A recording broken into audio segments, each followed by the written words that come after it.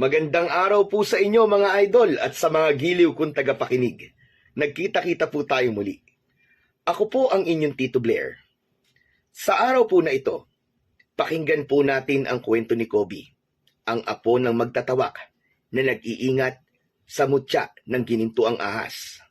Ngunit ang mutya ay nais ding makuha ng mga masasamang aswang, kaya maging ang buhay nila ng kanyang lolo Goryo ay malalagay sa panganib. Ano nga ba ang bisa at taglay na kapangyarihan ng mutya na magpapabago sa pagkatao ng batang si Kobe? At ano ang mga pakikipagsapalaran na haharapin niya upang hindi makuha ng mga aswang ang mutya? At anong paraan ang gagawin niya maligtas lang ang buhay nila ng kanyang lolo? Magtatagumpay kaya sila? At makakamit kaya nila ang kapayapaan na pilit hahadlangan ng mga kampon ng kadiliman? Ngunit bago ang lahat mga idol, huwag naman po nating kalimutan mag-subscribe at i-hit ang notification bell sa aking YouTube channel na The Voice Addict para sa mas marami pang makapigil hiningang kwentong aswang at katatakutan mula sa mundo ng kababalaghan. Umpisahan na po natin ang kwento. Puerto Princesa, Palawan. Lugar na totoong mapanghalina ang kalikasan. Ang bawat lugar ay may kanya-kanyang kwento ng inspirasyon, pag-asa at mga alamat ng kababalaghan. Kaya ating sisilipin ang isang kasaysayan na halaw mula sa kwentong nagpasalin-salin at sinasabing may katotohanan ba o likha ng mayamang imahinasyon ng dito'y naninirahan. Taong 1980, para sa mga taga-baryo ay matatawag na taon ng katahimikan ang taong yun, sapagkat dumaan sa mabigat at matinding pagsubok na umabot sa trahedya ang nakalipas na mga taon. Pinamugaran ng aswang ang baryo at marami ang napahamak. Salamat na lang sa isang antingero na nagligtas sa kanila. Kaya umasa ang mga taga rito na hindi na sila guguluhin pa ng kampon ng kadiliman.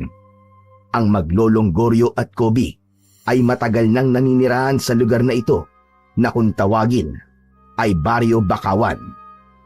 Silang maglolo na lang ang magkasama dahil patay na ang iba nilang kapamilya. Kobe, apo! Gising! Gumising ka na! Asa na sila, Lolo? Asa na? Asa na mga malignong umaatake? Lagot talaga sila sa akin pag nahuli ko sila. Humanda sila sa aking espada. Kalma ka lang, apo! Para ka namang may saltik niyan eh.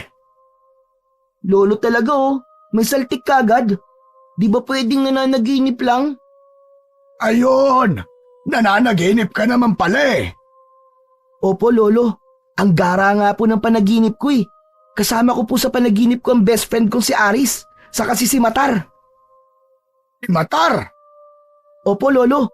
Yung bida po sa radio drama na pinakikinggan ko, ang munting prinsipe na may kaibigang bruwan na si Eng-Eng.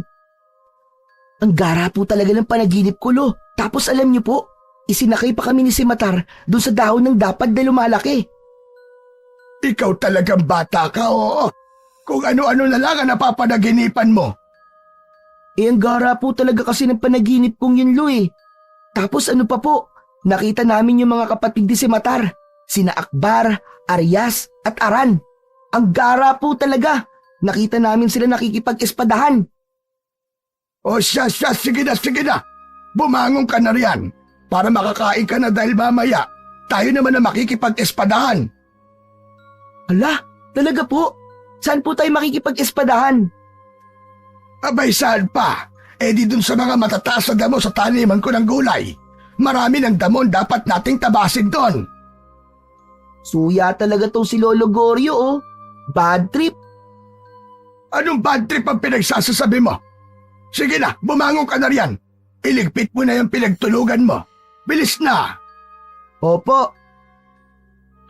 Tumalikod na si Lolo Goryo upang ihanda ang kanilang almusal. Pritong itlog at kanin ang inihanda niya para sa kanila ng kanyang apo. Kailangan may laman ang kanilang tiyan bago sumabak sa espadahan na sinasabi nito. Yun nga ang pakikipagpambuno nila sa matataas na damo na kailangan ng putulin sa taniman ng gulay. Pagkatapos kumain ay inihanda na nila ang kailangan dalin sa taniman. 2 matalas na panggapas na karit ang dala ni Kobe. Samantalang itak at basket naman ng pagkain ang kay Lolo Goryo. Hanggang hapon na kasi sila doon, kaya may dala na ring pagkain. Aabutin din kasi ng 10 minuto na paglalakad bago nila marating ang taniman ni Lolo Goryo. Iba't ibang gulay ang tanim doon ng matanda na ibinibenta nila para sa kanilang panggastos sa araw-araw. Tanging si Kobe ang kanyang katuwang sa mga gawaing bukid. Bakasyon nun sa eskwelahan, kaya walang naidadahilan si Kobe para hindi ito sumama sa kanyang lolo. Nang marating nila ang taniman, ay totoo ngang matataas na at makakapal na ang damong tumubo roon. Tama po kayo, Lolo Goryo. Talagang mapapalaban ako sa espadaan sa mga damong to.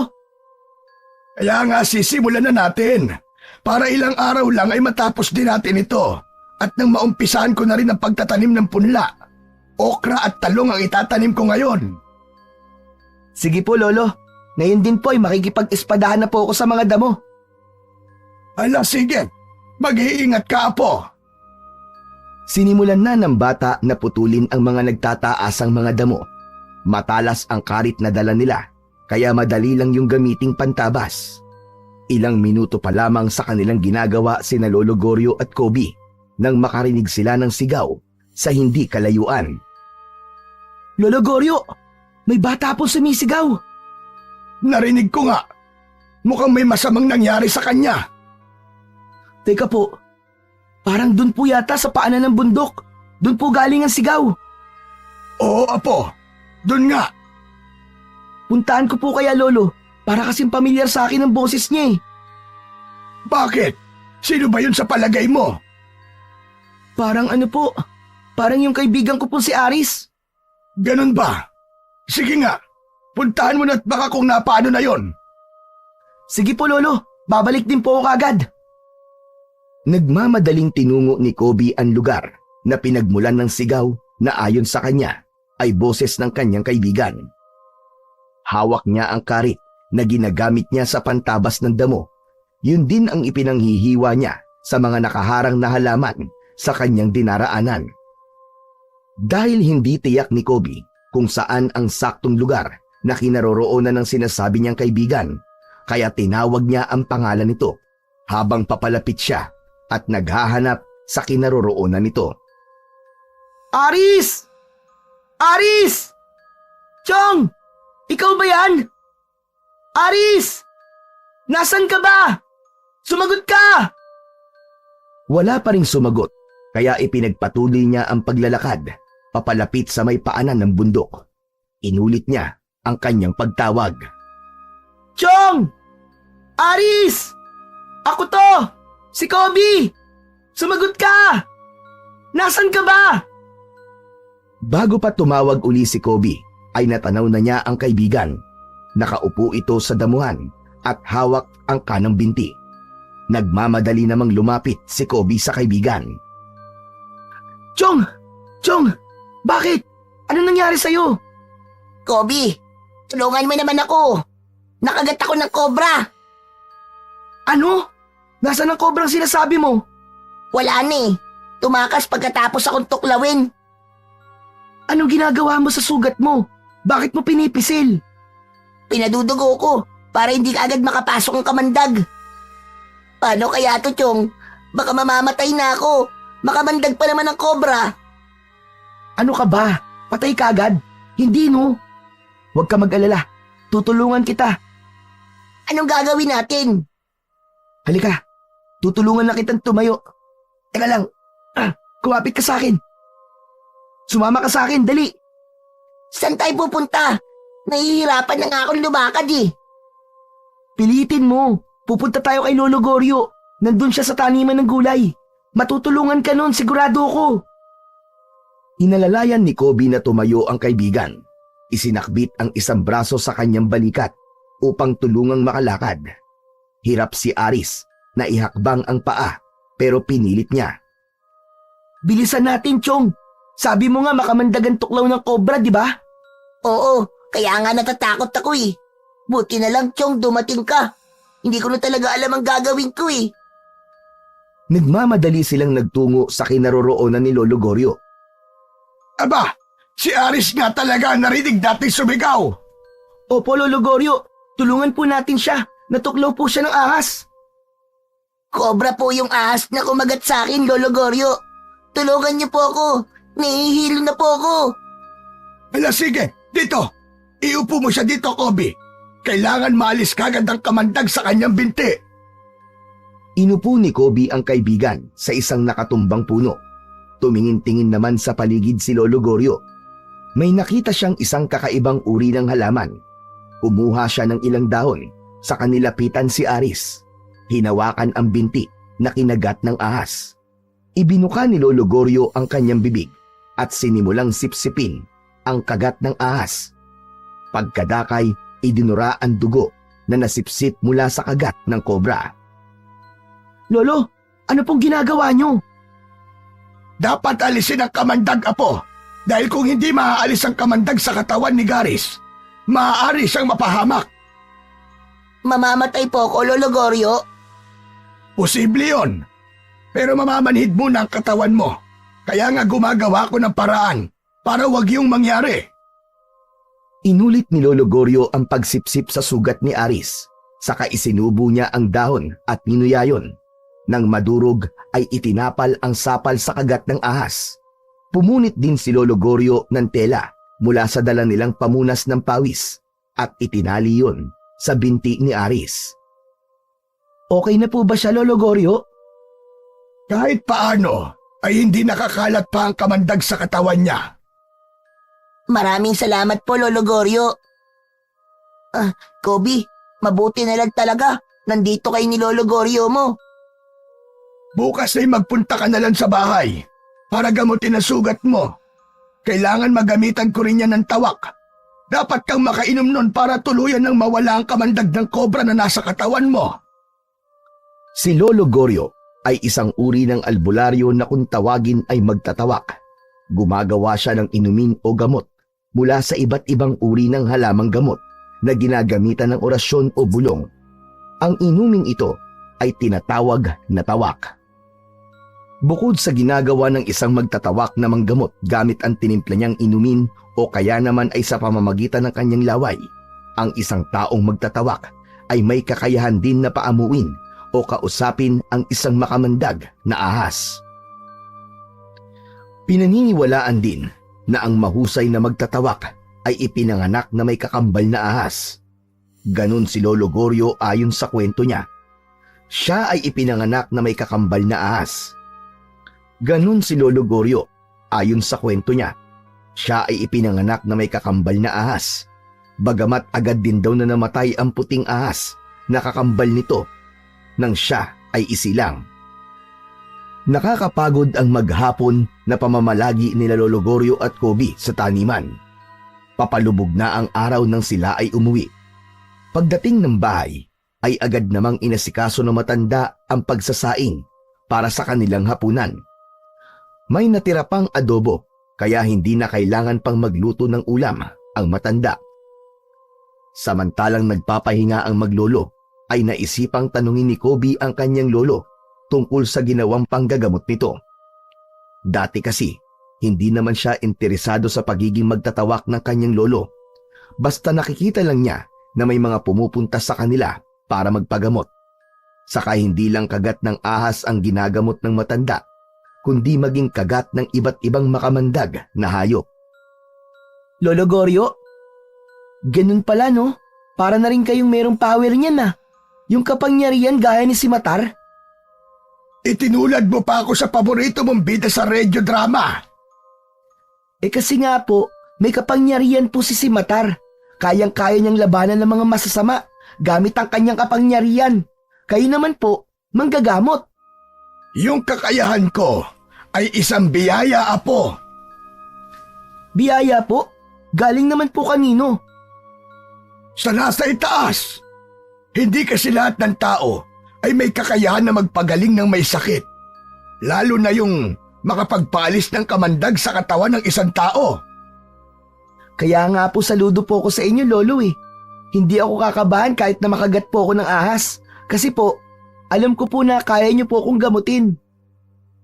Pero importante pa rin na po ang labis na pag-iingat.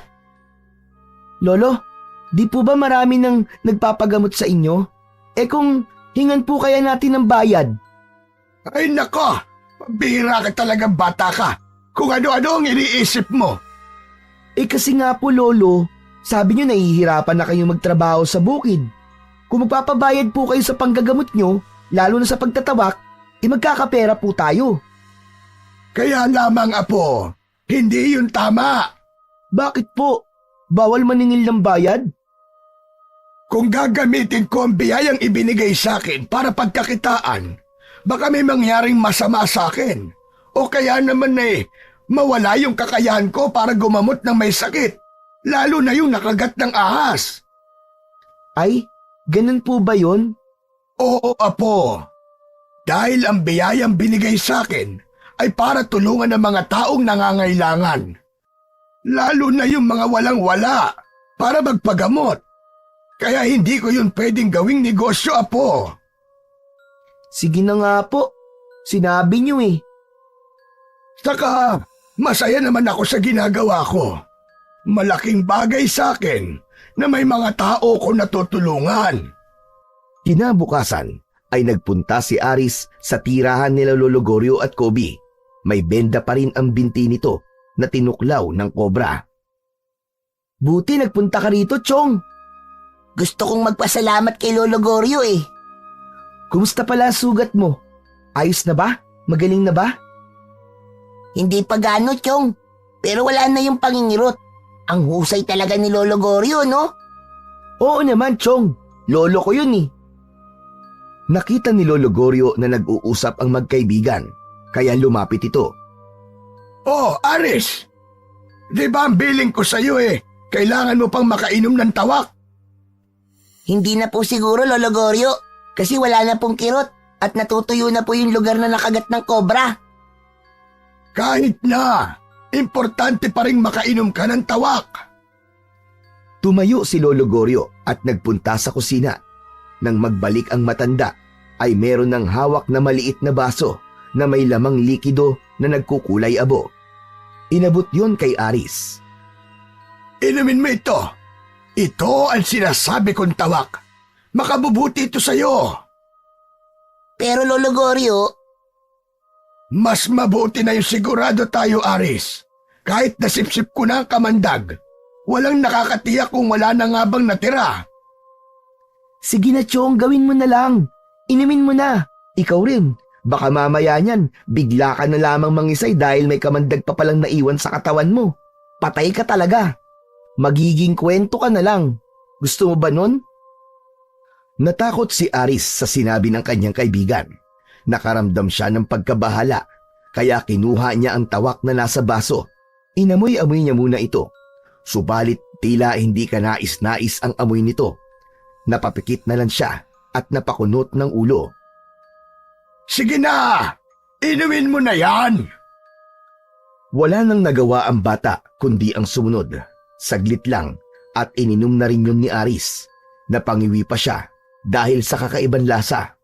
Subalit kung yun naman ang magliligtas sa kanya, mas mabuti nang tiisin ng pait at masamang lasa kesa mapahamak siya. Kaya nang sumunod na araw ay maayos na kagad ang kalagayan ni Aris. Nakakapaglaro na sila ni Kobe. Buti na lang talaga, Chong. Andyan ang lolo mo. Mahusay siyang magtatawak. Kung wala kaya ang lolo ko, ano na kayang nangyari sa'yo, Chong? Eh di malamang, kwento na lang ako ngayon. Wala ka ng kaibigang gwapo at mabait. Yan. Yan tayo eh. Hindi ka ba kinikilabutan dyan sa sinasabi mo, Chong? Hindi. Bakit naman ako kikilabutan? Eh gwapo naman ako tsaka mabait ah. Kaya nga naging kaibigan mo ko eh. Kung sa bagay, may punto ka. Kasi nga, mas gwapo at mas mabait ang gusto mong kaibigan, di ba? At ako naman yun. Yan tayo eh. Tama ka, Chong. Yan tayo eh. Makakapal ang muka at mahilig magbulahan. Puro talaga tayo kalokohan, Chong. Tara na nga. Saan ba tayo pupunta? Sa kakahuyan, hahanap tayo ng gagamba. Ilalaban natin sa wrestling ng gagamba. Sige, sige. Hahanap tayo ng malalakas na gagamba, yung kalahi ni Spider-Man. Oo nga. Tara, Chong. Ay, teka sandali. O bakit? Nakita mo ba yun? Yung dalawang tao na yun. Isang babae at isang lalaki. O bakit? Anong meron sa kanila? Mukhang bago lang sila dito sa Baryo Bakawan. Ngayon ko lang sila nakita eh. Oo nga no. Teka, parang may hinahanap sila. O ayan, papalapit sila sa atin. Magandang araw sa inyo. Kumusta kayo mga bata? Pwede ba magtanong? Oo naman po. Basta wag lang pong mat. Kung naghahanap naman po kayo ng mauutangan, nako, pasensya na po. Walang-wala rin po kami, tsaka wala po kaming kilala na pwede niyong utangan. Mga batang hindi kalbo, pero gusto magpatawa. Dali na naman. Nagbibiro lang sila. Mapagpatol ka naman talaga sa bata, oo. May regla po ba yung kasama niyo, Manong? Mainit po ang ulo eh. Excuse me, menopause na ako. Inurungan na ako ng regla. Ay, kaya pala magagalitin. Ganyan daw kapag tumatandang dalaga eh. Nangiinis pa kayong dalawa, ha? Ay, hindi po. Nakakapikon na kayo, ha? Ang init naman po talaga ng ulo niyo, Manang. Sige po, sa iba na lang po kayo magtanong. Ayaw namin makipag-usap sa babaeng masungit na inurungan ng regla. Tara na nga, Aris. Baka mahawa pa tayo ng kasungitan dito. Oo nga, tara na. Hanap na tayo ng mga gagambang hindi masungit. Tuluyan nang umalis ang dalawang bata. Iniwan na ang dalawang dayo.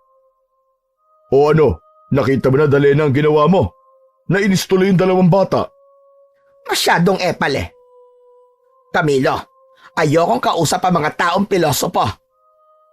Mga bata yun, Dalena. Mapagpatol ka masyado. Marami pang tao rito na pwede natin mapagtanungan. Tuloy-tuloy na nagpunta sa kakahuyan ang dalawang bata. Kailangan nilang makakita ng mga matatapang na gagamba para sa kanilang paglalaro. Grabe, no? Ang sungit-sungit ng babae kanina. Hindi naman maganda. Alam mo, Chong, may nararamdaman akong kakaiba dun sa babae na yun. Chong, teka lang. In love ka ba sa kanya? Langya. Ang tindi ng taste mo, Chong. Chong, ano bang in love ang sinasabi mo? Hindi ko magugustuhan ng ganun, no? Mapakla na yun. Saka, amoy lupa na. Teka, ano ba yung sinasabi mong nararamdaman mong kakaiba? Magsyota naman yata yun eh. Hindi eh. Pakiramdam ko kasi may masama silang binabalak. Ano? Ganun ang nararamdaman mo, Chong? Oo, Chong. Kasi mukha silang hindi mapagkakatiwalaan. Huwag na nga natin silang isipin.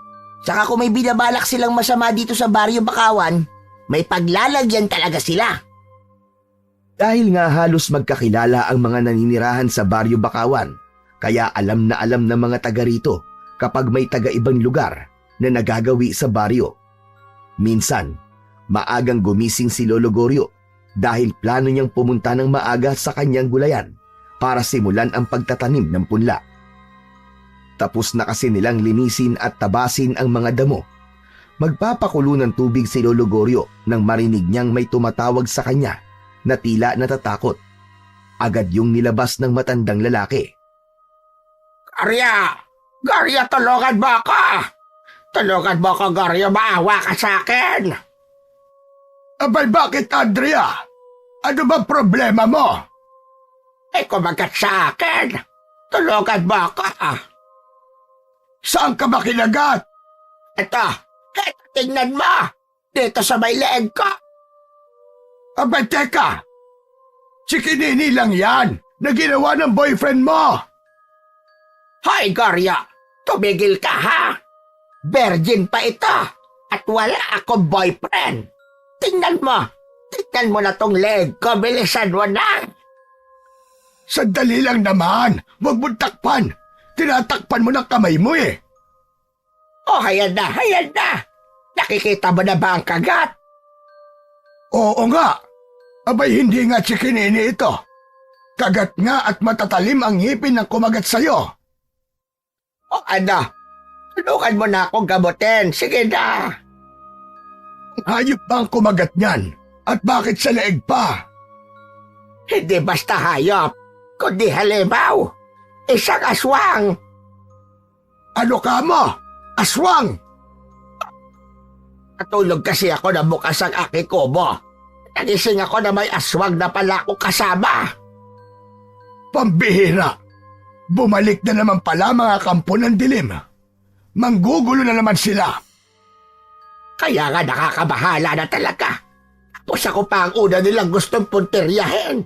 Heto nga oh, sinagpang ang leeg ko.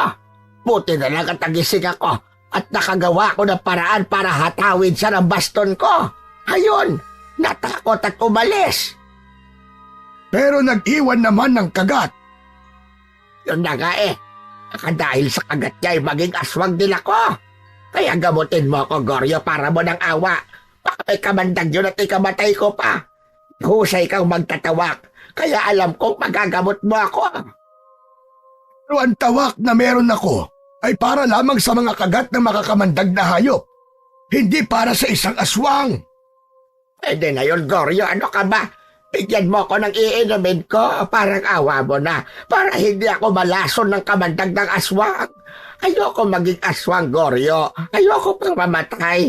Mag-aasawa pa ako, Goryo. Gusto ko pa makatikim ng kakaibang putahe. Ayoko mamatay na virgin. Pambihira ka. Yung pa talagang ikinatakot mo ha. Ang mamatay na virgin. Basta, Goryo. Bigyan mo ako ng tawak at iinumin ko na. Makulit ang matandang dalaga na yon na sumugod sa bahay ni Lolo Goryo dahil alam niya na hindi siya tatantanan ni Aling Andrea kaya ibinigay niya na ang ginawa niyang tawak. Nagreklamo pa ang matandang dalaga pagkatungga at di halos naubos ang laman ng baso. Ano ba naman yan? Sama ng lasa, Goryo? Bakit kanya ng lasa niyan? Abay, pagtiyagaan mo na. Kakaiba talaga ang lasa ng tawak. Aba, Goryo, nakakasuka eh. Ano ba gusto mo? Mawala ang sinasabi mong kamandag ng kagat ng aswang? O maging aswang ka? O ang mamatay kang virgin? Sige na. Uubusin ko na nga ang tawak.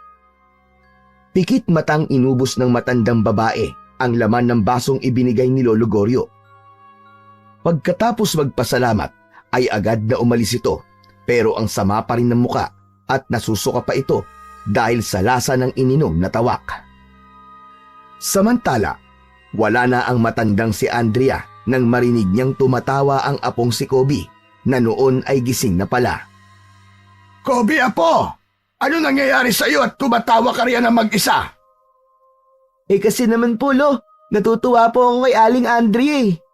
Bakit naman? Dahil hirap siyang inumin yung tawak na ibinigay ko? Sabi niya, ang sama daw ng lasa at nakakasuka. Eh talaga namang kakaiba ang lasa ng tawak eh. Lo, saan mo po ba kinuha yun? Eh di dun sa timbahan na pinaghahaluan ko na ginagawa kong tawak. Alam ko kasi may natira pa doon. Lo, wala na po yun. Ubus na po, may humingi sa akin kahapon. Ibinigay ko na. Eh ano yung laman ng timba? Kakulay ng tawak eh. Lo, pinagbabaran ko po yun na maruming karsunsilyo nyo. Kaya lang nakalimutan kong itapon. Gaske kang bata ka. Kaya pala hirap na hirap tanggapin ang sikmura niya. Bayaan mo na, Lo. Malay nyo po, epektibo po ang pinagbabaran ng karsunsilyo nyo para sa kagat ng aswang. Natawa na lamang si Lolo Goryo. Naalala niya ang ekspresyon ng mukha ni Andrea nang inumin nito ang ibinigay niya na buong akala niya ay tawak.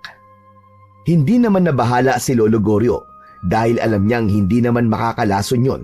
Saka mababaw lang ang kagat ng aswang sa leeg nito. Hindi rin mangyayari ang ikinakatakot nito na siya ay magiging aswang.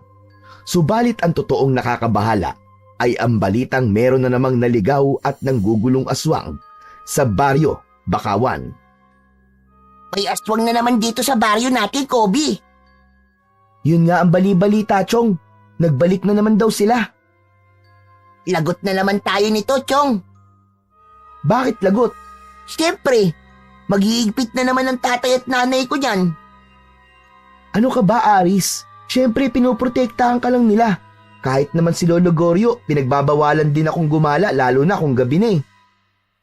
Sa palagay mo, Kobe, sino kaya yung aswang na nanggugulo sa baryo natin, no?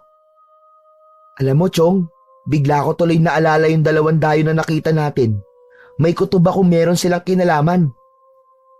Ang totoo ay tama ang kutob ni Kobe na talagang may kinalaman ang 2 dayo sa pagkakaroon ng kampon ng kadiliman na nanggugulo sa kanilang baryo. Lugar na ito tayo bubuo ng ating kuta, Camilo. Kuta ng mga aswang. Gagawin nating kauri ang mga naninirahan dito. Kung dati nabigo ang unang lipi ng mga aswang sa kanilang plano sa lugar na ito, ngayon, hindi ako papayag na mabigo tayo. Dapat lang, Dalena. At ngayon nga, magsisimula ng maramdaman ng mga taga rito ang ating presensya sapagkat kumikilos lang iba sa kanila para sa ating misyon. Subalit kulang pa. Hindi pa ako kontento sa kanilang ginagawa. Hindi sapat na malaman lang ng mga taga rito sa baryo Bakawan na may mga bisita na silang gaya natin. Kailangan maging kauri natin sila. Iba't iba ang paraan para maging aswang rin ang mga tao rito. Maaari nating kaibiganin sila. Kapag nakuha na natin ang kanilang loob, ay saka natin ipapasa ang ating pagkaaswang sa paraang hindi nila nalalaman. Yan ang gusto ko sa iyo, Camilo. Matalino ka. Hindi mo sinasayang ang utak mo. Ako ang kanang kamay mo, Dalena. Pinuno ka namin. Kaya kapag dawala ka, ako ang hahalili sa iyo. Ungas! Yan pala ang inaabangan mo, ha? Baka gusto mo'y hindi ka naabuti ng umaga. Ngayon pa lang ay may kahinatnan ka na. Yan ang hirap sa iyo, Dalene. Maiinitin ang ulo mo. Hindi ka na mabiro. Dahil seryosong bagay ang pinag-uusapan natin. Wala akong panahon sa pagbibiro at kalokohan. Alam na alam mo yan. Kaya pati mga bata pinapatulad mo. Tama na. Ipinaalala mo na naman sa akin ang pagpapahiya ng 2 bata na yon. Tandang-tanda ko ang pagmumukha nila. May araw din sila sa akin. Bahala ka na nga sa buhay mo. Mapagpatul ka talaga. Huwag kang ang pakialamero. Baka nakakalimutan mo kung sino akong kausap mo. Ako ang iyong pinuno. Alam ko, Dalena. At ako naman ang iyong kanang kamay. Gawin mo na lang ang trabaho mo. Alam mong bukod sa plano natin pagpapatayo ng kuta sa baryong ito, ay dito rin natin hahanapin ang bagay na yon na makakatulong na malaki sa ikatatagumpay ng ating mga plano. Sa lugar na ito, dinala tayo ng tadhana sapagkat dito natin matatagpuan ang ating hinahanap. Tama ka, Dalena. Pero alam natin na hindi madaling makilala at hanapin yon. Kaya nga araw-araw ay kailangan nating umikot sa lugar na ito. Alam ko at nararamdaman kong matatagpuan din natin ang ating hinahanap. Sana nga, Dalena. Dahil napapagod na rin ako. Hindi mo dapat sabihin sa akin yan, Camilo. Dahil kasama ka sa makikinabang kapag nakita natin yon. Kaya huwag kang tatamad-tamad. Dahil kung tamad ka, ngayon pa lamang ay pagpapahingahin na kita. Biglang nagbago ang anyo ni Dalena. Naging nakakatakot na aswang ito. Ibinuka ang bibig at inilabas nito ang matatalas at maahabang pangil. Ang matutulis na kuko naman ito ay iniumang sa katawan ni Camilo. Handa itong sagpangin at silain ang kaharap. Hayang ka na naman, Dalene. Masyado mainit ang ulo mo. Di ka na mabiro. Sabi nga sa'yo, hindi ako mahilig magbiro. Ano? Magrereklamo ka pa ba? O ngayon, ay ibibigay ko na sa'yo ang gusto mong kapahingahan. Huwag mo nga akong takutin, Dalena.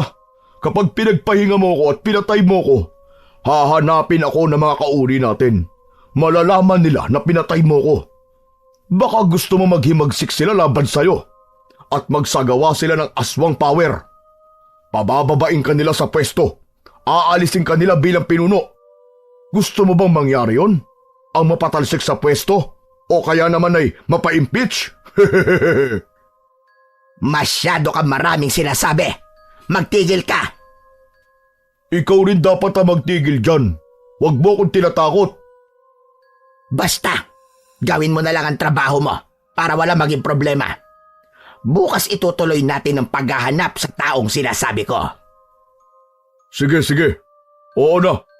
Kumalma ka na. Huwag mo nang ipakita sa akin ang mga pangil mo at matutulis na kuko. Baka mapikon ako sa'yo. Bunutin ko mga yan. Kumalma si Dalena. Bumalik na ito sa dating itsura. Alam niyang hindi niya matatakot si Camilo. Isa pa, hindi rin niya kakayanin kapag nawala ito. Tinatakot niya lang talaga ang kanyang kanang kamay para manahimik ito. Samantala, sa bahay naman ni Lolo Goryo at Kobe ay nagulat si Kobe nang marinig nitong nagsipag-ingay ang mga alagang manok.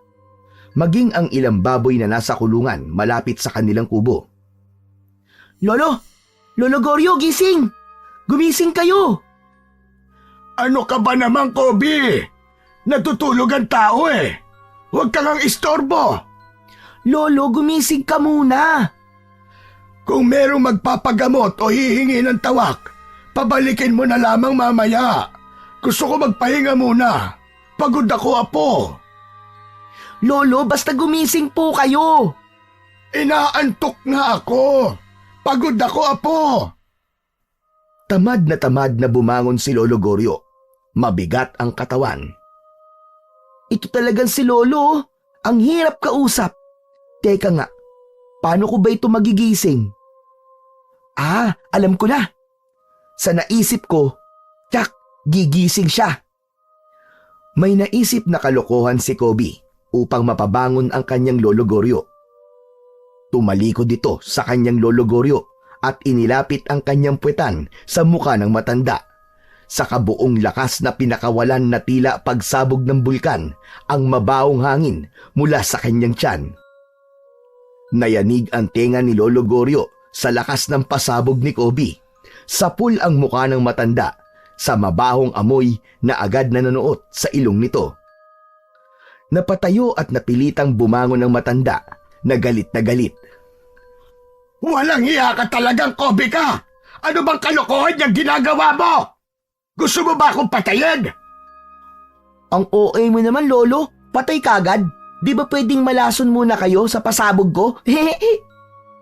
Ano ba yung ginawa mo? At talagang itinipat mo pa sa mukha ko. Nalanghap ko yatang lahat ng masamang hangin na ibinuga mo. Napakabaho. Kasi naman, Lolo, kanina pa kita ginigising, ayaw mong bumangon. Inaantok nga ako eh. O ngayon, Lo, tsak, wala na po ang antok nyo. Matinding panggising po ang pasabog ko kanina, no?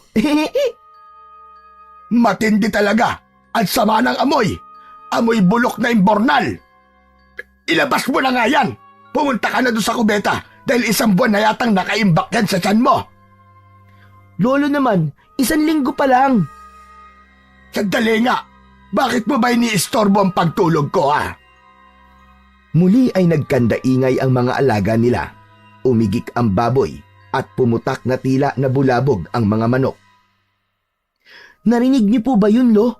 May nangyayari po sa mga alaga natin. Tumayo na ang matanda upang alamin kung anong dahilan ng pagkakaingay ng mga alaga nila. Unang naisip ni Lolo Goryo ay ang aswang ang dahilan. Kaya dumaan ito ng kusina at kinuha ang kanyang matalas na itak. May paglalagyan talaga kayo, mga aswang kayo. Ano, Lo? Aswang ka mo? Oo, Apo. May mga aswang na umaatake kahit araw. Lalo na yung kumakain ng mga hayop. Tuloy-tuloy na lumabas ang maglolo. Ganun na lang ang kanilang gulat nang makita ang dahilan ng pagkakagulo ng kanilang mga alaga. Isang malaking ahas ang nanggugulo sa mga alagang hayop at kasalukuyang nililingkis nito ang isang baboy na alaga nila. Habang nagkakaingay naman ang mga manok na nabulabog. Ala, Lolo! Ang laki at ang haba ng ahas! Siya pala ang dahilan ng pagkakagulo ng mga alaga natin! Ako ang bahala riyan, Apo. Lo, mag-iingat ka po! Sa ulo mo atawin ng ahas para maputol ang ulo! Hindi, Apo. Hindi ko sasaktan ng ahas. Lalong hindi ko siya papatayin. May buhay din siya. At ang ahas ay nakakatulong sa kalikasan. Kaya hindi dapat basta-basta pinapatay. Pero Lo, paano po natin nililigtas ang alaga nating hayop na nililingkis niya? Manood ka lang, Apo. Watch and learn. Lumapit si Lolo Goryo sa ahas na nakalingkis sa kanilang alagang baboy. Hawak ang isang mahabang sanga ng kahoy ay pilit na kinuha ni Lolo Goryo ang atensyon ng ahas. Pigil ang hininga ni Kobe na nag-aabang sa mga mangyayari. Binging ka sa'kin! Tumitig ka sa'kin, ahas! Tumingin ka rito! Mag-ingat po kayo, Lolo! Huwag ka nga maingay riyan, Apo. Nabubulabog siya. Nang magtama ang paningin ni Lolo Goryo at ng sawa, ay may ibinulong ang matanda. Matamang nakatitig naman sa kanya ang malaki at mahabang ahas. Pagkatapos ng ginawang pagbulong sa hangin ni Lolo Goryo, ay unti-unting lumuwag ang pagkakalingkis ng sawa sa katawan ng baboy. Gumapang ito papalayo na tila natatakot kay Lolo Goryo hanggang sa tuluyan na itong nawala sa damuhan. Hanip! Ang astig naman nun, Lolo! O paano? Wala na siya, Apo. Umalis na ang ahas. At hindi na yun babalik pa. Lo, paano niyo po nagawa yun? Ang angas! Nautusan niyo po ang sawa na alisin ang pagkakalingkis niya doon sa baboy. Tapos, umalis pa siya. Isa yun sa katangian at kakayahan ko bilang magtatawak. Nagagawa ko rin kausapin at paamuin ng isang makamandag na hayop gaya ng ahas at kahit kobra pa. Hindi pa rin po ako makapaniwala, Lo. Ibig sabihin, totoo pala yung narinig ko na may kakaiba kayong kapangyarihan dahil daw ipinanganak kayong may kakambal na ahas. Totoo ang lahat ng yun, Apo. Katunayan nga, may isang bagay ka pang dapat malaman at kailangan mapunta yun sa'yo. Dahil ikaw ay nabibilang sa huling dugo ng ating angkan. Ano pong ibig niyong sabihin, Lolo? Hindi pa ito ang tamang panahon, na po. Sa ibang pagkakataon ay sasabihin ko yun sa iyo. Hindi na ipinaliwanag pa ni Lolo Goryo dahil hindi niya pwedeng sabihin yun sa ganoong pagkakataon. Posibleng may ibang makarinig at maging dahilan para malagay sa panganib ang kanilang buhay. Kaya lamang, lingid sa kaalaman ng maglolo ay may mga taong nakakita sa ginawa ni Lolo Goryo. Ang ginawa niyang pakikipag-usap at pag-utos sa ahas. Maging ang bulong na sinabi niya sa hangin ay narinig yon ng mga aninong nakakubli sa di kalayuan. Ang mga nilalang na nakakubli sa lugar na malapit lang kina Lolo Goryo ay ang dalawang dayo na sina Dalena at Camilo. Ganun na lang ang pagkagulat ng mga ito na may halong kasiyahan dahil sa kanilang natuklasan. Sinasabi ko na nga ba? Andito lang siya. Nakita mo siguro yon, Camilo. Oo, Dalena. Kitang-kita ko. Malusog na malusog. Anong malusog na malusog ang sinasabi mo? Yung magandang babaeng dumaan. Malusog na malusog ang dibdib at pumuputok sa laki. At nagliliwanag din ang legs na puting-puti at makinis. Ugok! Kung saan-saan ka nakatingin buwisit ka. Nagalit si Dalena at binatukan ang kasamang si Camilo.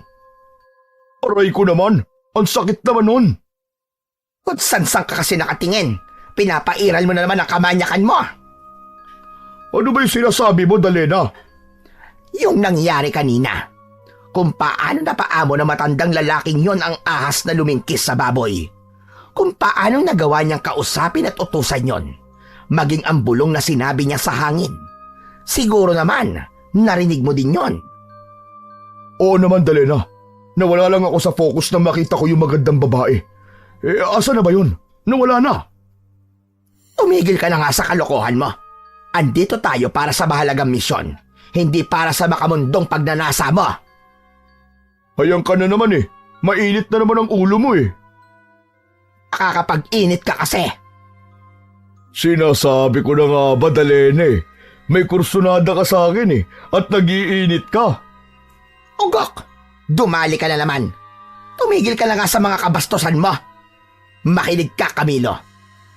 Ngayong alam na natin ang taong ating hinahanap. Kaya wala tayong dapat sayangin na oras. Sa lalong madaling panahon ay gagawin natin ang ating misyon bago pa tayo maunahan ng ibang uri ng aswang at sila ang makinabang. Samantala, ang mga nakita ni Kobe na ginawa ng kanyang lolo Goryo ay buong pagmamalaki niyang ibinida sa kaibigan. Ang astig naman talaga ng Lolo Goryo mo, no? Kaya niyang kausapin ng mga ahas. Ang gara talaga ng kakayahan ni Lolo. Maniwala ka, Aris. Oo naman, naniniwala talaga ako. Kaya nga siya ang pinupuntahan ng mga taong natutuklaw ng ahas eh. Saka alam mo ba, Chong? Sabi ni Lolo, may dapat daw siyang ibigay sa akin. Baka magiging magtatawa ka na rin kagaya niya. Sa'yo ipapasa yung panggagamot niya. Ikaw ang sisip-sip na mga kagat ng ahas. Ew, kadiri yun. Anong ew? Di ba ganun ang ginagawa ng Lolo Goryo mo? Kapag may natutuklaw ng ahas, sinisip-sip niya muna bago tapalan ng halamang gamot at painumin ng tawa. Oo, ganun nga. Kaya lang iniisip ko, Chong. Paano kung yung magpapagamot sa akin ay dun pala tinuklaw ng ahas sa kanilang puwitan? Yaks, kadiri ang baho nun. Yun lang, tiis-tiis ka talaga kasi kailangan mo siyang gamutin. Yaks, parang hindi ko kaya yun, Chong. Paano kung may pigsa o kaya buni yung sisip-sipin ko yung puwit? Kadiri talaga. Biglang natawa si Aris, tawang-tawang parang kinikiliti. Napikon naman si Kobe. Tinanong niya ang kanyang kaibigan. Teka, bakit ka ba tawa ng tawa riyan? Pinagtatawanan mo ba ako, Chong? Kasi naman natawa lang ako sa naisip ko, Chong. Ano ba yun? Bigla ako kasing naisip, di ba kailangan sipsipin yung parte na natuklaw ng ahas? Oo, di ba sinabi ko na nga sa'yo? Yun ang paraan para makuha ang kamandag at nang di mamatay yung taong natuklaw. Naisip ko rin kasi, Chong, bukod dun sa pagsipsip po dun sa puwit. Paano kung dumating yung nagpapagamot sa'yo na tinuklaw daw ng ahas dun sa kanilang kwan? Dun sa kanilang, alam mo na, dun sa kanilang junjun, anong gagawin mo? Paano mo aalisin yung kamandag nun? Ganon din ba ang gagawin mo, Chong? Sisipsipin mo rin? Hala, oo nga no. Naku po, ibang usapan yun, Chong. Kaya nga, anong gagawin mo? Siguro ipagdadasal ko na lang siya kasi yun ang kanyang magiging kamatayan. Nagtawanan na lamang ang magkaibigan sa kanilang mga kalokohan. Pero ang totoo ay napapaisip din si Kobe kung paano nga ba niya ililigtas ang taong ganon ang magiging problema. Samantala, naghanda na sina Dalena at Camilo sa kanilang gagawin.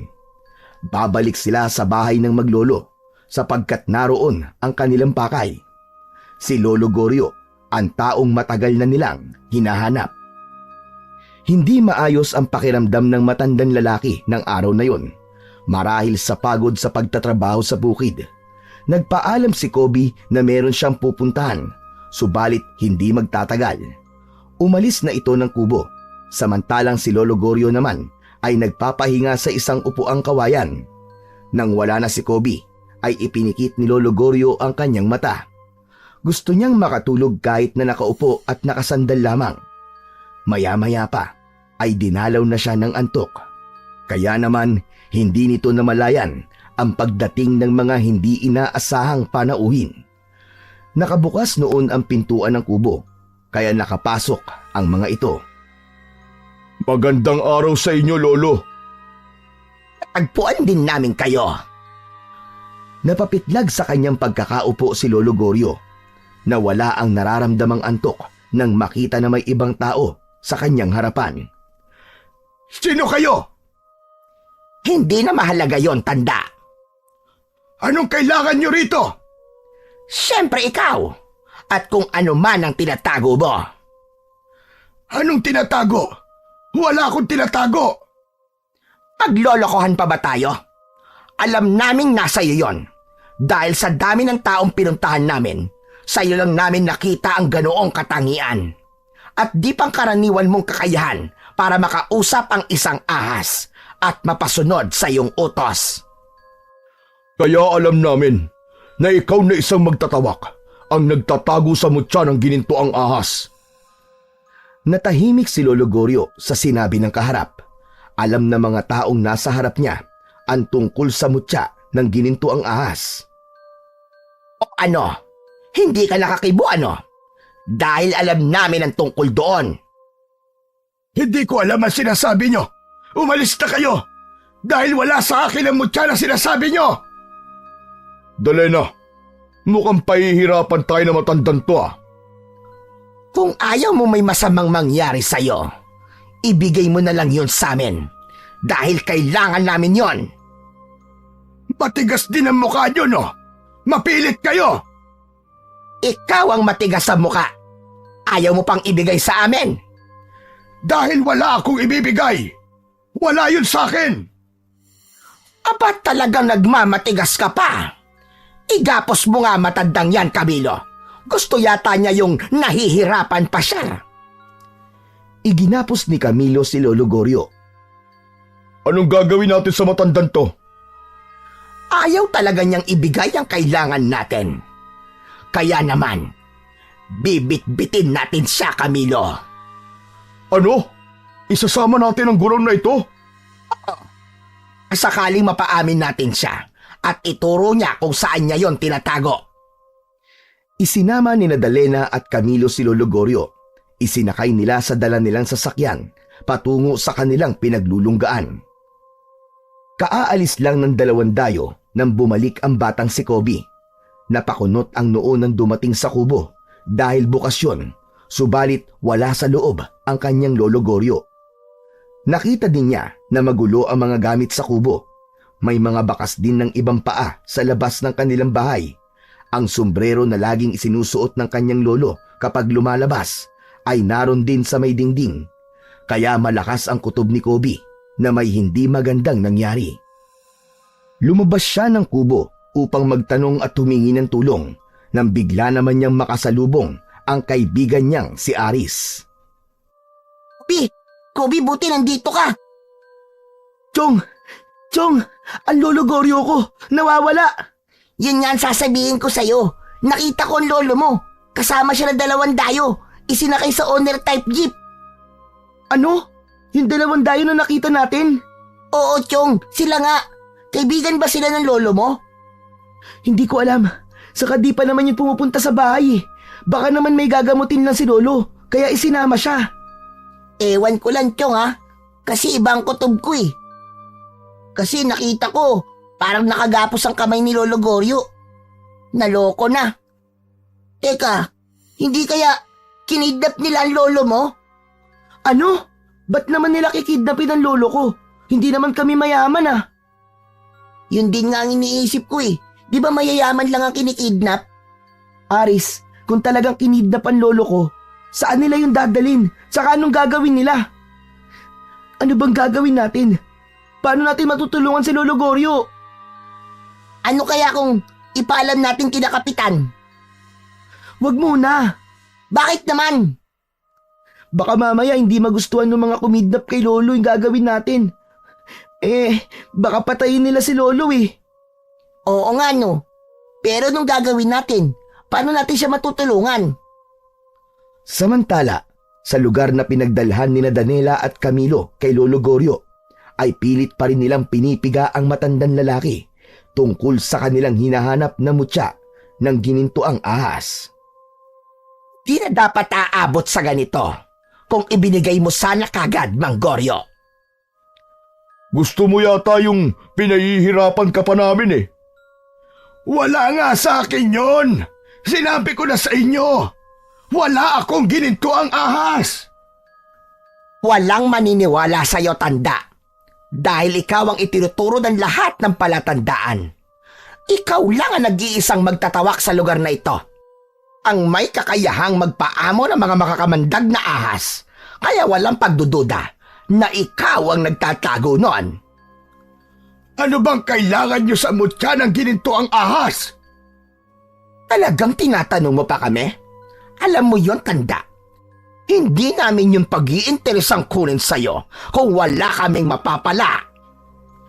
Sa ganong sitwasyon, napilit pinapaamin at hinahanap ng dalawang dayo ang mutya ng gininto ang ahas, ay dumaloy sa alaala ni Lolo Goryo kung paanong napunta sa kanya ang bagay na yon. Nangunguha siya noon ng mga halamang gamot sa gitna ng gubat para kunin ang mga ugat nito na gagamitin niya sa paggawa ng tawak na kailangan niya sa panggagamot. Para yun sa mga taong natuklaw ng makamandag na ahas o kaya ay ng iba pang hayop. Subalit inabutan siya ng malakas na ulan na tila nagkaroon ng bagyo, kaya humanap siya ng lugar na mapagkukublian hanggang sa makita niya ang isang yungib na maaari niyang pagpalipasan hanggang sa tumigil ang bagyo. Subalit ganun na lamang ang gulat at kilabot niya nang malaman na ang pinasukang kuweba ay pinamumugaran pala ng iba't ibang uri ng ahas. Ganun na lang ang pagkatakot niya. Gusto niyang lumabas ng kuweba, subalit malakas ang bagyo at walang patid ang ulan. Ngunit ganun na lang ang kanyang pagtataka.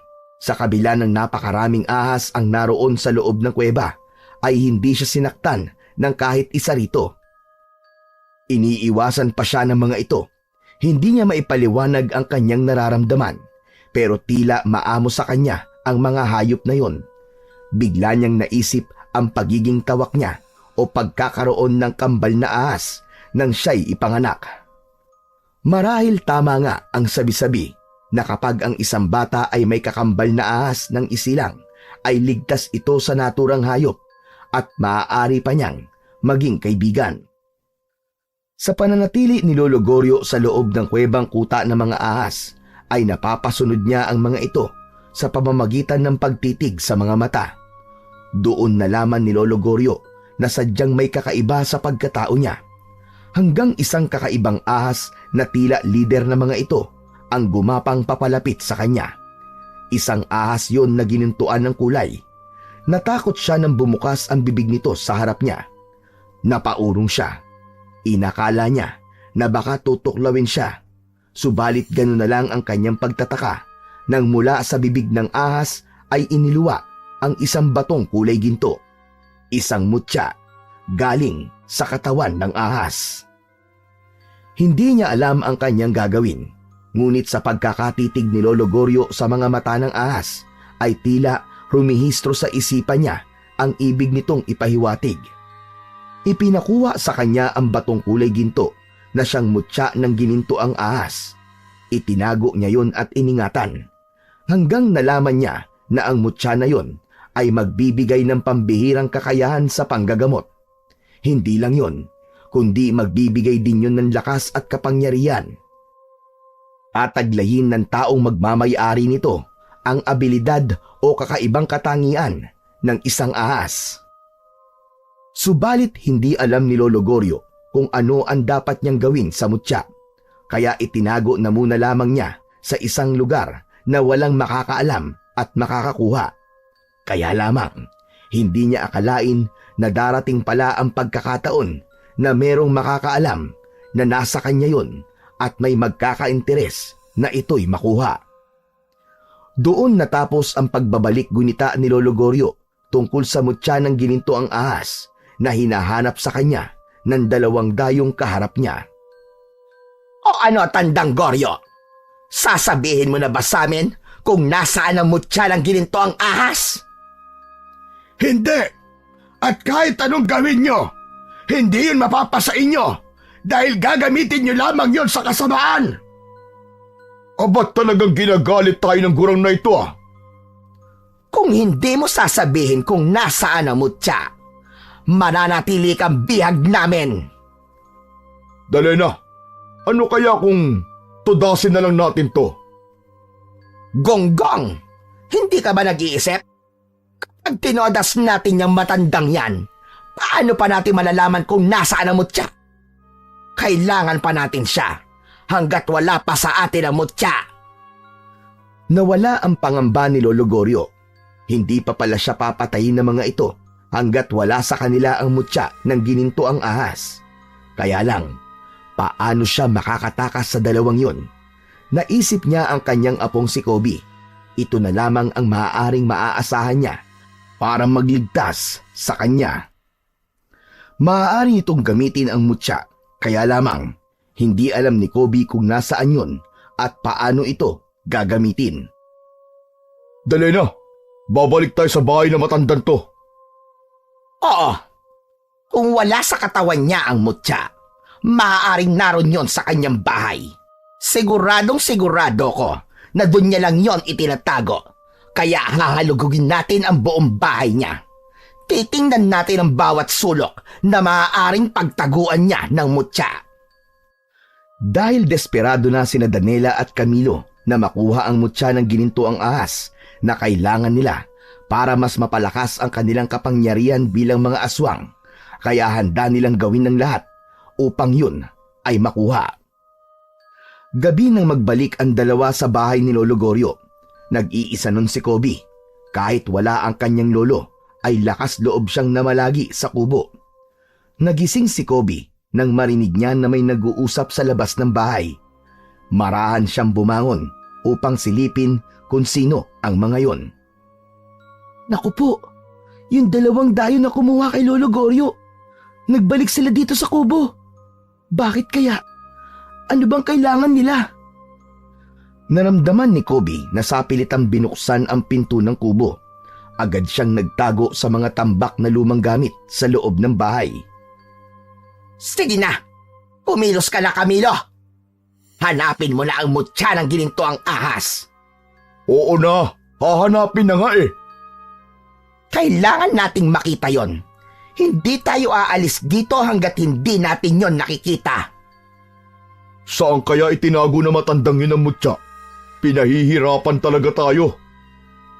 Mula sa pinagtataguan ni Kobe ay dinig na dinig niya kung ano nga ba ang hinahanap ng mga ito na siyang dahilan kung bakit kinidnap ang kanyang lolo.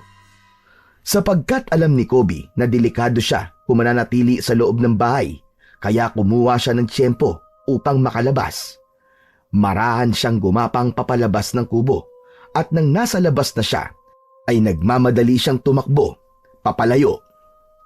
Sa taniman ng kanyang lolo Goryo, doon tumuloy si Kobe. May dampang ginawa roon ang kanyang lolo na kanilang pahingahan, kaya doon muna siya mananatili. Biglang naalala ni Kobe ang mutya na pinag-uusapan ng mga dayong naghahalughog sa kanilang bahay. Saka bigla niyang naalala ang isang maliit na kahon na yari sa tabla at nakabalot pa sa plastik. Inilibing yun ng kanyang lolo sa lupa at doon ngayon sa lugar na kinaroroonan niya ngayon sa ilalim ng kubo. Tandang-tanda niya na pinatungan pa ng kanyang lolo ng malaking bato ang lugar na pinagbaunan bilang pananda. Kaya agad siyang tumayo at sinilip ang ilalim ng dampa na kinaroroonan niya. Nakita niya agad ang isang malaking bato. Inalis yun ni Kobe. Gamit ang isang matulis na kahoy ay sinimulan niyang magukay sa lupa. Hindi kalaliman ang pagkakabaon sa kahon, kaya agad itong nakita ni Kobe. Inalis ang nakabalot na plastik at binuksan. Nakita niya sa loob ang isang supot na yari sa tela at nasa loob nito ang maliit na bato na kulay ginto. Ito na siguro yun. Ito na ang mutyang hinahanap ng dalawang dayo. Ito ang kailangan nila kay Lolo. Kung ito ang kailangan nila para maibalik si Lolo, edi, ibibigay ko na lang to sa kanila. Basta makauwi lang ng buhay ang lolo ko. Ibinalik ni Kobe ang mutya sa loob ng supot, saka isinilid sa kanyang bulsa. Kailangan niyang iiwi yun. Nakasalalay sa mutya na yon ang kaligtasan ni Lolo Goryo. Ang makauwi naman si Kobe, ay nakita niya ang ginawang panggugulo ng mga dayo sa loob ng kanilang kubo. Para yung dinaanan ng ipo-ipo, nagkalat ang kanilang mga gamit. Subalit alam niyang bigo ang mga ito. Wala silang nakitang anuman dahil nasa kanya ang hinahanap na mutya. Samantala, nanggagalaiti sa galit ang dalawang dayo dahil hindi nila makita ang kanilang hinahanap. Kaya nagpupuyos sa inis na bumalik sa kanilang tinutuluyan. Buwisit! Buwisit talaga! Hindi ba't may apo ka, Goryo? Kasama mo siya sa bahay, hindi ba? Hindi pa natin siya nakikita. Malamang nagtatago yun nang malamang nawawala na ang kanyang lolo. Kailangan natin siyang makita. Baka may alam ang bata. Huwag niyong pakikialaman ang apo ko.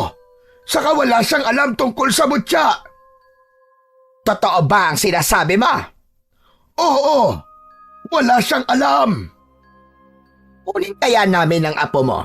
Siguro naman, kapag kasama mo na siya rito at pahihirapan namin, ay sasabihin mo na kung nasaan ang mutya. Mga walang hiya kayo! Huwag niyong idadamay si Kobe!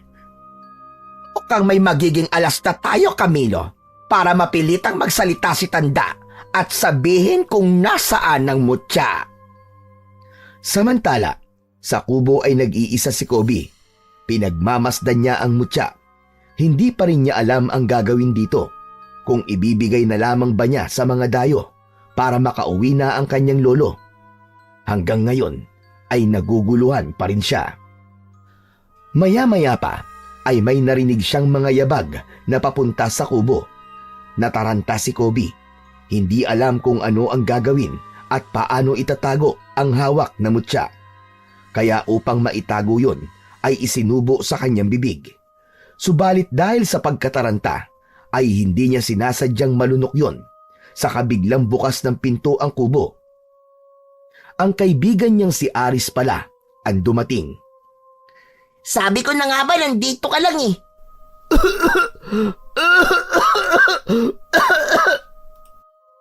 Oh, ano nangyari sa'yo, Chong? Bakit ka nauubo? May nalunok ka ba? Pambihira ka. Kasalanan mo to eh. Nanggugulat ka kasi. Oh, kasalanan ko pa talaga. Eh, ano ba kinakain mo, ha? Wala. Pahamak ka, Chong. Ano bang kailangan mo? Bakit nandito ka? Kasi nga, may dapat kang malaman. Dahil may humahanap sa'yo. Sino? Yung dalawang dayo, Chong. Nakita ko sila. Hinahanap ka nila. Ipinagtatanong-tanong ka pa. Bakit daw nila ako hinahanap? Hindi ko nga alam eh. Baka may kailangan sa'yo. Naku po, malamang hahanapin nila sa akin. Ang alin? Basta, Chong.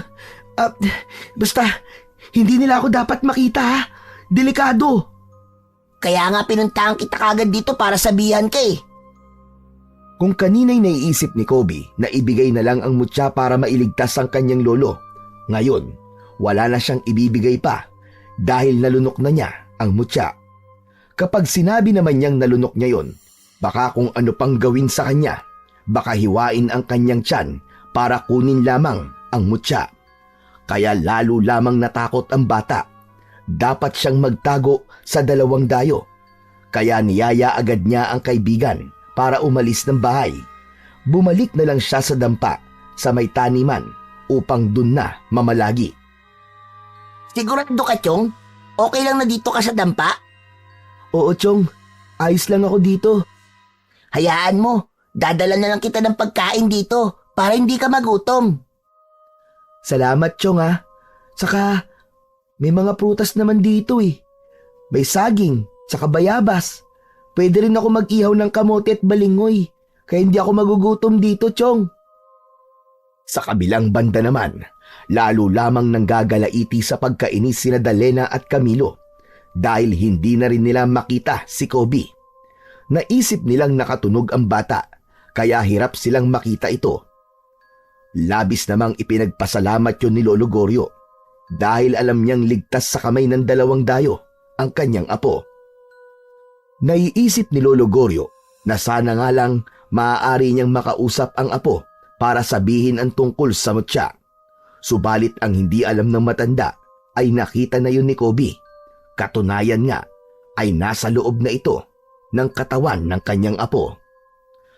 Mula nang lunukin ni Kobe ang mutya ay may naramdaman siyang kakaiba sa kanyang sarili. Napansin din yun ni Aris nang minsang dalhan siya ng pagkain. O ano, Chong? Okay ka lang ba? Kanina ka pa hindi mapakali ah. Ewan ko ba, Aris? Bakit ganito yung nangyayari sa akin? Grabe, ang kati-kati talaga ng katawan ko. Baka may kurikong ka na. Pambihira, kuri kong kagad, di ba pwedeng na-allergy lang ako sa mga damo dito sa taniman ni Lolo Goryo? Hala, Chong! Tignan mo yung balat mo. Bakit ganyan? Parang ang gaspang. Saka nagkakaroon ka ng kaliskis. Ayun oh, sa braso tsaka sa binti mo. Oo nga, Chong eh. Hindi ko alam kung bakit nagkakaganito ako eh. Hala, Chong, baka magiging isda ka na. Nagkakaroon ka ng kaliskis eh. O kaya naman, baka magiging shokoy ka na. Magiging kalahi mo na si Jezebel. Uy, huwag kang ganyan ha. Nananakot ka pa eh. Kinakabahan na nga ako dito eh. Chong, kapag naging shokoy ka, dadali na lang kita sa dagat. Yun ang tanging nasabi ni Aris na may halong pagbibiro at sinabayan pa ng pagtawa. Kasabay ng mga pagbabagong nararamdaman ni Kobe ay ang kanyang nais na makita ang kanyang lolo. Hindi rin niya maipaliwanag ang kakaibang tapang na ngayon ay kanyang nararamdaman. Kung dati umiiwas siyang makita ang dalawang dayo, ngayon ay nais niya nang makita at makaharap ang mga ito. Dito ako tatambay sa kalye. Sabi ni Aris, dito niya nakita ang mga taong kumuha kay Lolo Goryo. Kailangan kong malaman kung saan sila nakatira. Tsak, naroon din ang lolo ko. Hanggang sa isang sasakyan ang nakita ni Kobe na huminto sa hindi kalayuan mula sa kinaroroonan niya. Ang dalawang dayo ang sakay nun. May binili lang sa tindahan ang matandang babaeng bumaba. Lumapit dun si Kobe na patago-tago para hindi siya makita hanggang sa makalapit siya sa sasakyan ng mga ito. Nang sumakay na ng sasakyan ang babaeng may binili sa tindahan ay pinaandar na yon. Kailangan sumama ni Kobe kaya humawak siya sa likurang bahagi ng sasakyan. Hindi niya maipaliwanag pero iba ang lakas ng kanyang loob. Mahigpit ang pagkakahawak niya sa likod ng owner-type jeep na sasakyan habang umaandar ito. Ilang minuto lang ay pumasok sa isang lumang compound ang sasakyan at nang huminto yun ay nauna na siyang bumaba at nagtago. Agad niyang natiyak na nasa lugar na yon ang kanyang Lolo Goryo. Dahil naaamoy niya ito gamit ang kanyang ilong at dila. Nanunuot sa kanyang ilong ang amoy ng kanyang lolo. Bagay na hindi pa rin maunawaan ni Kobe dahil sa mga nangyayaring kakaiba sa kanyang pagkatao. Naisip niya, marahil ay dahil yun sa mutya ng gininto ang ahas na ngayon ay nasa loob na ng kanyang katawan. Hinanap ni Kobe ang kanyang Lolo Goryo. Mas malakas ang kanyang pangamoy kapag inilalabas ang kanyang dila, katulad ng ginagawa ng mga ahas. Agad ay natagpuan ni Kobe ang kanyang Lolo Goryo na nakagapos ang kamay at paa na nasa loob ng isang bakanting kwarto. Awang-awa na nilapitan ni Kobe ang kanyang lolo na makikita sa itsura ang pagod at panghihina. Lolo Goryo, salamat sa Diyos at nakita ko po kayo. Apo, paano mong nalaman na nandito ako? Basta naramdaman ko na lang po, Lo. Kaya lihim po kung sumabit po sa sasakyan ng mga taong kumuha sa inyo. Kaya nakarating po ako dito. Buti walang masamang nangyari sa'yo, Apo. Lo, itatakas ko po kayo. Aalis tayo rito. Kakalagin ko po ang tali nyo. Apo, umalis ka na rito. Iligtas mo ang sarili mo. Baka makita ka nila. Hindi po, Lo. Aalis po ko rito nang kasama kayo. Apo, huwag ka nang matigas ang ulo. Makinig ka sa akin. Umalis ka na at baka pumasok na sila rito. Ang kailangan mo'y umuwi. Pumunta ka sa taniman. Kunin mo ang mutya ng gininto ang ahas na ibinaon ko. Yun ang makakatulong sa atin. Lo, hindi na po kailangan. Nakuha ko na po yun. Ganap nang nakalag ni Kobe ang pagkakatali sa kamay ni Lolo Goryo. Anong ibig mo sabihin? Nasa ina mo, Tsa? Nasaan? Ibigay mo sa akin, madali ka! Lo, wala na po eh. Akala ko ba'y nasa'yo? Kaya nga po, nasa akin nga. Pero nalunok ko po, Lo eh. Hindi ko po kasi alam kung paano po itatago eh. Akala ko bumalik sa bahay yung mga dayo. Kaya yun, sinubo ko muna para hindi nila makita sa akin. Kaya lang, aksidente pong nalunok ko eh. Paano kaya yan? Nasa loob pala ng katawan mo. Pero Lo, mula po nang malunok ko ang mutya, may kakaiba pong nangyari sa akin. Ipinakita ni Kobe sa kanyang lolo ang pagbabago ng kanyang balat sa braso at binti. Nagkaroon yun ng mga kaliskis. Maging ang pagkakaroon niya ng lakas ng loob. Kasama noroon ang liksi sa pagkilos at ang makaamoy ng mga bagay kahit malayo. Hindi ang ilong ang ginagamit, kundi sa pamamagitan ng paglabas ng dila. Lahat ng kakaibang nararamdaman ng bata ay sinabi nito sa kanyang lolo Goryo. Kung ang lahat ng yan ay nararamdaman mo, nagkaroon na ng bisa sa katauhan mo ang mutya ng ahas. Lolo, hindi po ba delikado to? Hindi ko rin alam, Apo. Yang mga sinabi mo ay naramdaman ko na dati. Yun nga lang, natakot at nag-alala ko. Isa pa, baka kung anong mangyari sa akin kaya ibinaon ko na lamang sa lupa ang mutya. Dahil isang normal na buhay ang gusto ko at ayoko maging magulo dahil sa mutya ng gininto ang ahas. Pero ngayon, alam kong tanging yan ang makatutulong sa ating dalawa. Mula sa labas ay narinig ng maglolo ang pag-uusap nila Dalena at Camilo. Patungo sila sa kwarto na kinaroroonan ni Lolo Goryo. Apo, madali ka. Papunta sila rito. Umalis ka na o kaya magtago ka muna. Bilisan mo at baka makita ka nila. Subalit bago pa makapagtago ay nakita na si Kobe ng mga ito. Kaya ganun na lang ang pagkagulat. Aba! Paano ka napunta ritong bata ka? Huwag mo nang isipin yun, Dalena. Ang mahalaga, hindi na natin siya hahanapin dahil siya na mismo nagpunta rito.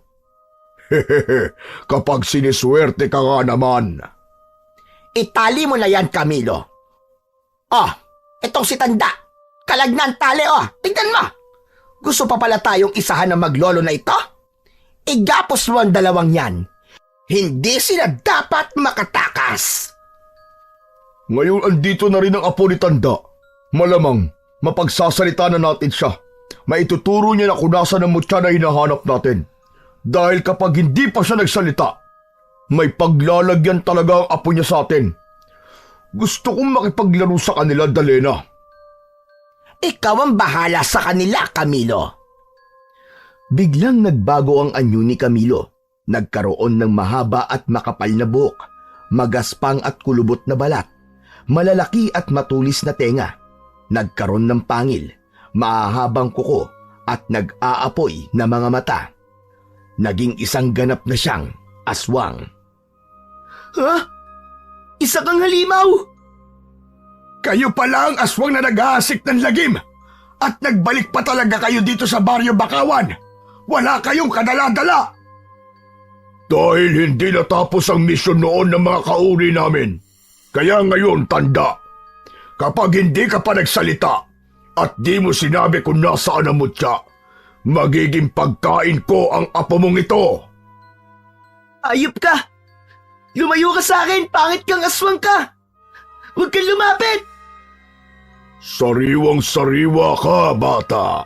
Tsak masarap at katakam-takam ang laman loob mo. Lalo na ang puso at tatay mo. Nasasabik na kung tikman yon. Huwag mong pakikialaman ang apo ko! Kung ganon, umpisahan mo ng kumanta, Tanda. Sabihin mo na kung nasan namin mahahanap ang mutya para hindi maging merienda ni Camilo ang iyong apo. Sinabi ko naman sa inyo, wala akong alam, kaya wala akong sasabihin. Ganon. Ayaw mo pa talagang magsalita. Ibinuka ng aswang na si Camilo ang kanyang malaking bibig. Inalabas ang mahabang dila at pinagapang yon sa mukha ni Kobe. Diring-diri ang bata habang pinapagapang ng aswang ang kanyang mahaba at matulis na dila sa muka ng bata. Diring-diri na rin si Kobe dahil sa mabahong amoy ng laway na naiiwan sa muka nito. Hindi ito nakontento sa pagdila sa muka ng bata kaya pinagapang pa ang dila sa iba pang bahagi ng muka. Isinuot yun sa ilong at tenga ni Kobe. Yak! Ano ba? Ang bastos mong aswang ka! Kadiri ka! Ano, tanda? Wala ka pa bang sasabihin? O gusto mong sa harap mo mismo ay sakmalin ko ang leeg ng apo mo? Samantala, ng mga pagkakataong yun ay galit na ang nararamdaman ni Kobe. Diring-diri siya sa ginagawa sa kanya ng aswang na si Camilo. Baka naman, ikaw ang may nalalaman, bata. Alam mo ba kung saan nakatago ang mutya? Kaya itong lolo mo naman ang uunahin kong sagpangin. Hinawakan ng aswang ang leeg ni Lolo Goryo at bahagyang ibinaon ang matutulis na kuko sa leeg nito. Aray ko! Walang iya ka talagang aswang ka! Kung hindi lang ako nakatali, makikita mo ang hinahanap mo! Aba, palaban ka palang amoy lupa ka. Para namang may ibubuga ka pa. Bitiwan mo ang lolo ko! Huwag mo siyang saktan! Bakit? May magagawa ka ba? Maliligtas mo ba ang lolo mo kung lalaslasin ko ang leeg niya at wawakwakin ko ang kanyang dibdib para kunin ang kanyang laman loob? Ha? May magagawa ka ba, bubuit? Nanggigil sa galit si Kobe. Hindi niya namalayan na nagbabago na rin pala ang kanyang itsura. Nagkaroon ng maraming kaliskis ang kanyang katawan. Nanigas ang kanyang buhok at ang mga mata niya'y naging katulad ng sa isang ahas. Lumabas din ang kanyang matulis at mahabang dila. Naging isang taong ahas si Kobe. Nagawa nitong makaalpas sa pagkakatali. Bitiwan mo sabi ang lolo Goryo ko! Gulat na gulat ang aswang na si Camilo sa nakitang pagbabago kay Kobe at pagiging mabalasik nito na handang umatake sa kanya. Ha? Naging taong ahas ka! Nasa iyo ang mutya ng ginito ang ahas! Bago pa makabuelo si Camilo para umatake, ay sinunggaban na siya ng taong ahas na si Kobe. Manghang-mangha si Lolo Goryo sa kanyang nakitang pagbabago sa kanyang apo. Makikita ang pagkatakot ng aswang na si Camilo sa taong ahas dahil alam niyang mas mapanganib ang kamandag nito. Hindi naman makapaniwala si Dalena sa mga nangyari dahil alam niyang hindi kakayanin ni Camilo ang labang yon, kaya agad ding nagbago ang anyo nito. Naging ganap siyang aswang upang harapin ang taong ahas. Pinagtulungang atakihin ng dalawang aswang ang taong ahas. Matindi ang naging sagupaan ng mga ito, subalit hindi nagpakita ng kahinaan si Kobe. Nakipagsabayan siya. Walang magawa ang matutulis na kuko ng mga aswang. Hindi yun tumatalab sa katawan ng taong ahas, kundi dumudulas lamang dahil sa makapal na kaliskis ng balat. Todo iwas naman ang mga aswang na makagat ng taong ahas. Dahil pakiramdam ng mga aswang ay tagilid sila, kaya wala silang nagawa kundi ang umurong. Nagmamadali silang lumabas at tumakbo palayo. Subalit bago sila umalis ay may iniwang pagbabanta. Hindi pa tayo tapos! Magkikita pa tayo muli! Babalikan ka namin!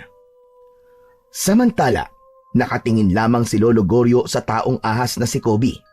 Lumapit ito sa matandang lalaki. Lo, ako po ito. Ang apo nyo. Huwag po kayong matakot. Hindi ko alam kung anong sasabihin ko, apo. Hindi naman ako natatakot sa'yo. Hindi lang talaga ako makapaniwala. Unti-unti nang humupa ang galit ni Kobe, kaya kasabay ng paghupa ng kanyang galit ay ang pagbabago nito ng anyo. Nawala ang kakatuwang itsura nito, ang pagiging taong ahas. Bumalik na ito sa normal. Agad din niyang kinalag ang tali ni Lolo Goryo. Wala na po sila, Lolo. Umalis na po ang mga aswang. Natakot po sila. Natitiyak ko, apo, na babalikan tayo ng mga yon. Lolo Goryo, saka na po natin isipin yun. Umuwi na po tayo. Tinulungan ni Kobe ang lolo niya para tumayo. Hirap ito at nangihina, kaya inalalayan niya. Wala na sa anyong ahas si Kobe, subalit ang lakas at gilas ay nananatili sa kanyang katauhan. Nang makauwi sila sa kanilang kubo, ay dinatnan nila ang magulong kalagayan ng loob nun. Ang gusto nila ay magpahinga, kaya sa susunod na araw na lang nila lilinisin at aayusin ang kanilang kubo. Ganun pala ang mangyayari, Apo. Saan po, Lo? Kapag ang mutya ng ginintuang ahas ay nilunok, ang taong nakalunok nito ay magiging taong ahas katulad ng nangyari sa'yo. Akala ko nga po, Lo, kung ano nang nangyayari sa akin eh. Lolo, ano pong gagawin ko? Iluluwa ko pa po ba ang mutya? Dapat po ba ako masuka para mailabas yun? Hindi na, Apo. Hayaan mo manatili yun sa loob ng katawan mo. Sadyang para yan sa'yo. Ikaw ang dapat gumamit at makinabang sa kapangyarihan at bisa ng mutya. Pero Lolo, hindi po tayo titigilan ng mga aswang hanggat hindi po nila nakukuha ito. Kaya nga, lalong dapat mong ingatan yan. Hindi maaaring mapuntayan sa kanila. Mas mapanganib kung sila ang gagamit niyan. Lalo silang magiging malakas at makapangyarihan. Magiging kawawa tayong mga pangkaraniwang tao. Gagawin nila tayong alipin. Magpapahinga na ang maglolo ng sandaling yon nang may maramdaman silang ingay mula sa labas ng kanilang kubo. Malakas ang ingay, mga tunog mula sa hindi maipaliwanag na nilalang. Tumayo si Lolo Goryo upang alamin. Ganun na lang ang gulat ng matanda. Sus Mariosep! Napakaraming aswang nakapaligid sa ating kubo, Apo! Nagsama ng mga kalahi nila ang dalawang aswang.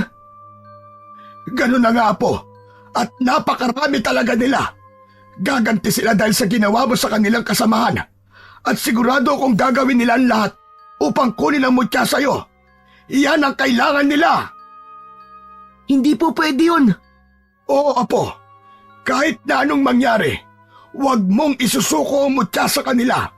Dahil yan ang tangi nating panlaban at magiging proteksyon laban sa mga masasamang elementong katulad nila. Halos mawasak ang kubo ni na Lolo Goryo sa dami ng mga aswang na yumuyugyog at nagpipilit na pumasok sa loob ng kubo. Lolo, gusto nilang wasakin ang kubo natin. Pero ako pong bahala. Dito lang po kayo sa loob. Ako ang haharap sa kanila. Mag-iingat ka, Apo. Huwag na huwag mong isusuko ang mutya kahit na ano pang mangyari.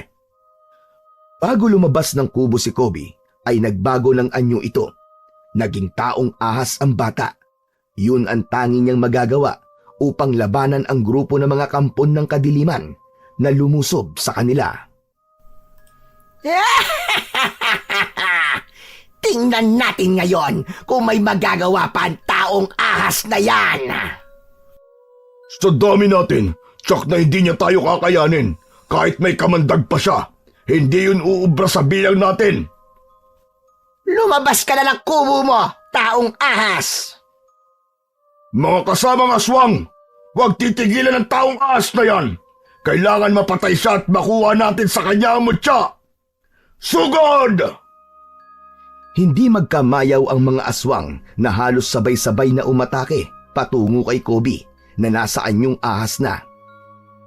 Matindi ang mga kalmot at kagat na pinakawalan ng mga ito. Pilit naman yung nilalabanan ng taong ahas. Samantala, nakasilip sa bintana ng kubo si Lolo Goryo. Kitang-kita niya kung paano pagtulungan ng mga aswang ang kanyang apo. Napakaraming aswang laban sa aking apo. May iba pa sanang paraan. Hindi maaaring matalo ang aking apong si Kobe. Makukuha nila ang mutya. Dahil taglay ni Kobe ang bilis at lakas ng isang ahas, kaya nagagawa niyang iwasan ang pag-atake ng mga aswang. Subalit sa dami ng mga umaatake sa kanya, ay hirap din siyang harapin ng sabay-sabay ang mga ito. May naisip na paraan ang taong ahas. Itiningala nito ang kanyang ulo at inilabas ang kanyang dila. Lumikha siya ng tunog. Ang tunog na nilikha niya ay pumailan lang sa hangin patungo sa iba't ibang masukal at madamong lugar. Mula sa masusukal na lugar ay gumalaw ang mga damo roon. Kasunod ang paggapang at paglitaw ng iba't ibang uri ng mga makakamandag na ahas mula sa kung saan.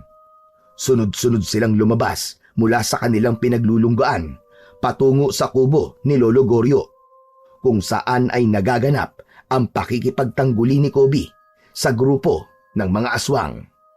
Iba't ibang laki at haba ang mga ahas ang dumating upang tulungan si Kobe. Nilundag ng mga ahas ang mga aswang. Ang ilan ay pumulupot sa katawan ng aswang at pilit nililingkis ang mga ito. Ang iba naman ay tinuklaw ng mga ahas kaya naiwan sa katawan ng aswang ang kanilang kamandag. Kung marami ang mga aswang na umaatake, ay doble nito ang dami ng mga ahas na dumating upang tulungan ang taong ahas. Hindi makapaniwala at nanlalaki ang mga mata ni Lolo Goryo na naroon sa bintana ng kubo. Kitang-kita niya ang mga nagaganap. Aswang kontra sa iba't ibang ahas ang nangyaring sagupaan. Maging ang reyna ng aswang na si Dalena at kasamang si Camilo ay kasamang pinatay ng mga ahas. Walang natira kahit isa. Ang mga aswang ay namatay sa mahigpit na lingkis ng mga ahas o kaya naman ay dahil sa lason mula sa kanilang kamandag. Nang matiyak na wala ng buhay ang mga aswang, ay isa-isa nang umalis ang mga ahas. Gumapang sila patungo sa masusukal at madadamong lugar, pabalik sa kanilang mga lungga. Salamat! Maraming salamat mga kaibigan! Talagang maaasahan kayo! Hindi nyo kami pinabayaan ng lolo ko! Dahil payapa na ang lugar, lumabas na rin ng kubo si Lolo Goryo. Nilapitan nito ang kanyang apo. Nakakagulat ang mga nangyari, Apo. Kaya nga po, Lo, ang gara po na nangyari. Puno po ng kapangyarihan at kakaiba ang bisa ng mutya. Iniligtas niya po tayo. Ngayon ko lang nalaman ang tunay na kabuluhan ng mutya ng gininto ang ahas.